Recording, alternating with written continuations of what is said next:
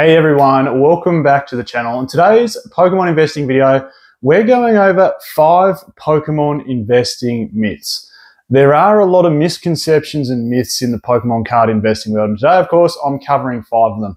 Hey, if you haven't subscribed to the channel, please do so. And if you want to become a channel member, that would be greatly appreciated. You can join up from the home screen. It's nice and easy.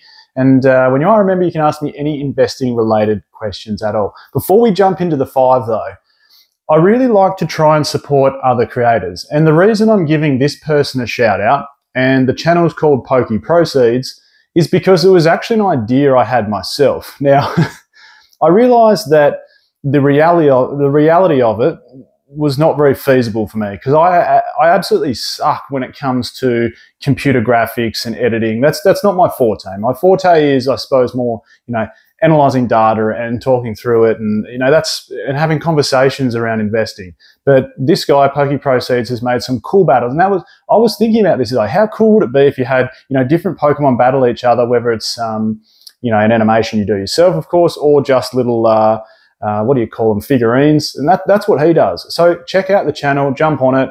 I like to support fellow creators. If you're someone else that wants a leg up, and hey, the amount of views he's getting, I'm probably going to have to ask him for a bit of support soon anyway. So I'll leave a link in the description and check him out.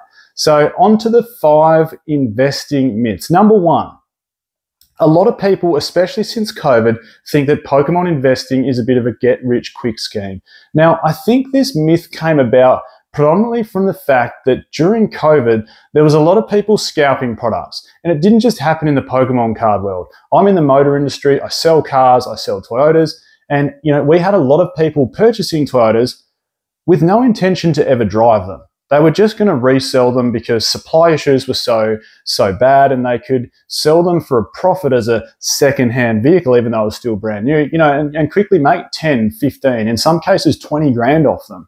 So a similar thing, I think, happened in the Pokemon card world. And this is probably where it came about, that it's a get-rich-quick scheme. That's pretty hard to say all in a row, where people were thinking that, you could go out and buy all the products off the shelf so no other customer could get them, and then you hold the monopoly so you can sell them at a higher price.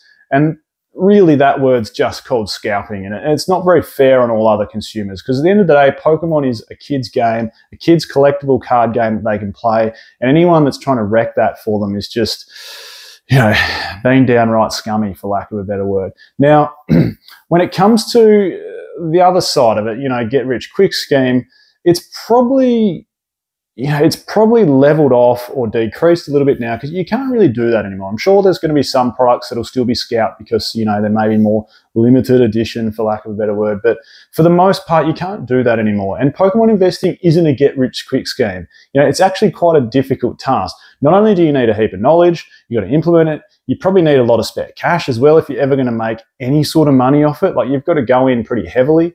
And then, you then have to sell those products down the track for a profit. Now, for me, I'm a little bit time poor. I have an extremely busy job. I've got plenty of hobbies, etc. So finding the time to constantly sell and resell Pokemon card products just isn't feasible for me. So I love buying bulk booster boxes, sitting them to the side and watching them appreciate through various apps that I've got that track the prices of them. Now, that's what I do. Everyone's got their own strategy. Some people buy to grade, some people buy to flip, some people buy bulk collections to piece out and sell. There's heaps of different ways you can do it. But anyway, that's how I do it. Myth number 2, everything always goes up.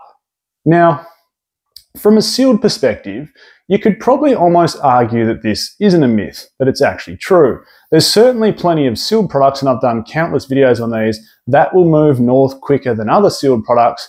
And there are some sealed products that do remain pretty dormant for a long period of time. Now, there's also heaps of things that don't go up.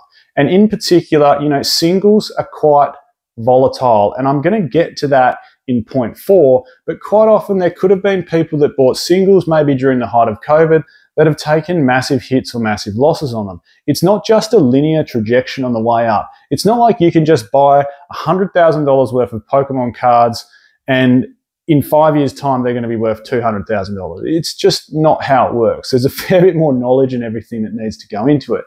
Number 3, and I touched on this point in another video recently, and that is that everyone is hoarding sealed products. This, I think, is a massive myth. Yes, I agree, and I said this in the previous video, that more people than ever are hoarding sealed products. That's definitely true. I reckon more people are hoarding sealed products now than they did 4 years ago. And I reckon more people 4 years ago were hoarding sealed products than what they were 4 years before that. But that doesn't mean everyone does. The thing you got to remember is most of you guys that are viewing are in and around the circles. You know, you're watching Pokemon card investing videos. You're on the Facebook groups. You're on the Reddit forums. And therefore, you're seeing a lot of collectors storing sealed products. Now, what you got to remember, and this is what I said in the other video, it's a bit like Survivor. If this is the catchphrase, I haven't even again looked it up, but if you're looking to outwit, outlast, outperform, whatever it might be, that catchphrase from Survivor, that's the way to beat these people. Because you know what? Heaps of times things will come up in other people's lives where they need to sell their collection because they've got to move house. They've had something massive come up and they need cash flow relatively quickly, you know, within the next fortnight or something. So they could sell all their bulk sealed products. So if you can outwit, outlast, outstay everyone else, that's the trick. Yes, a lot of people are hoarding sealed, but a lot of this will get sold off over time. A lot of people will recognize their gains and profit off it as well and go, you know what, I've doubled my money or tripled my money. I'm happy, so I'm selling. So if you can outlast, then it's going to put you in the best stead to outperform a lot of other investors. Number 4, and I did say I would touch on this, singles perform better than sealed. Now look, some cases they can. They definitely can. Some singles can go crazy in price. We can see massive, massive spikes. But you've got to realize, and the best example of this is a lot of the old arts from Sword and Shield era. A lot of them saw massive spikes and have retracted a bit recently. And the point I'm trying to make with singles is they're super, super volatile. They're a lot more volatile than sealed product. Sealed product, if you buy a booster box at retail price and look at it across a 10-year period or fast forward 10 years in the future from now, if you look at the worm, yeah, it might be wriggles, but it's going to be wriggling up. That's not always going to be the case with singles. Singles, you've almost got to time the market.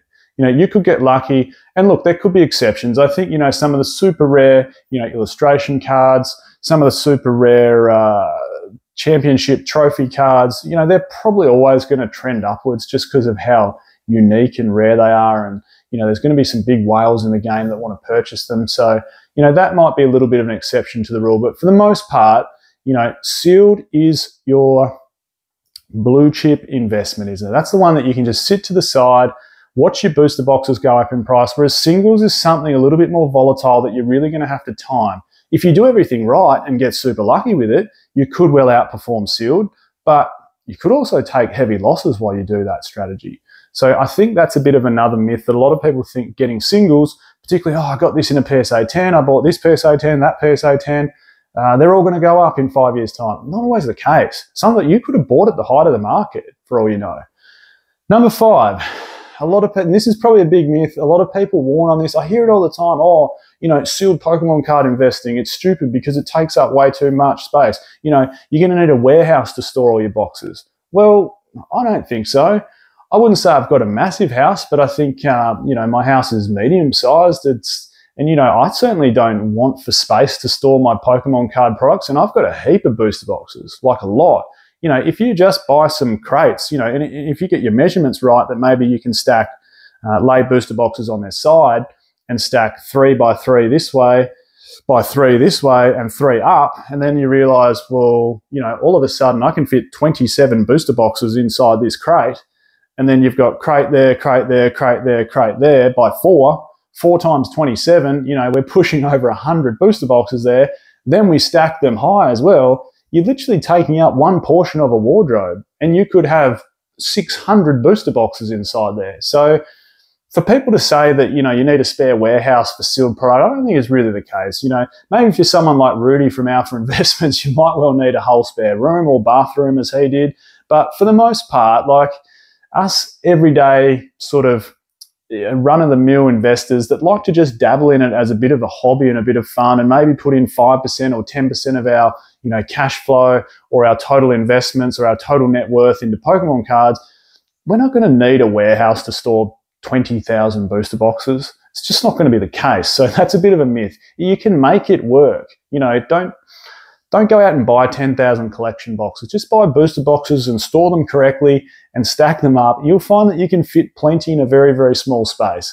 Hey, I'm Michael. This is PokeOz, and I'll catch everyone next time.